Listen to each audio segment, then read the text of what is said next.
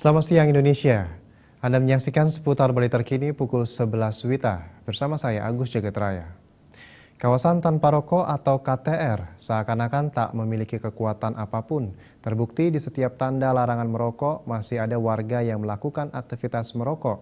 Pemerintah diminta bertindak tegas, memberikan sanksi kepada para perokok yang melanggar aturan dan masyarakat wajib memiliki kesadaran untuk menjaga kesehatan dengan terbebas dari asap rokok.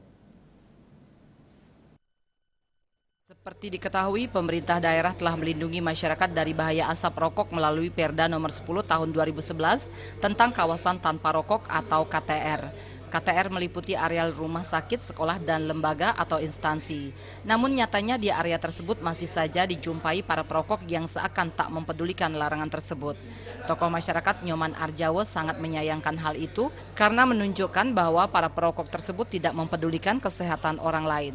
Untuk itu pemerintah diminta bertindak tegas dan rutin melakukan sidak dengan mengedepankan sanksi yang ada sehingga akan menimbulkan efek jera bagi para perokok. Minimal efek jerahnya sudah ada, karena ketentuannya sekarang tidak mereka didenda aja loh, gitu. Terus sekarang harus ngadil di piring kena pelanggaran ringan ya gitu. Nah itu kan ribet sekali, kita harus datang gara-gara merokok, kan berpikir 10 kali untuk merokok di tempat-tempat yang ada KTR-nya, kawasan tanpa rokok gitu. Nah ini udah usaha dan gagas dari pemerintah. Dengan cara gini akan memberikan efek jera kepada masyarakat. Pelang KTR bukanlah pajangan semata.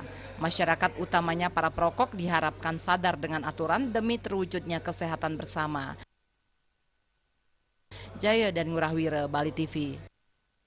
Pemirsa, demikian seputar Bali terkini kali ini. Terima kasih atas perhatian Anda. Selamat siang Indonesia.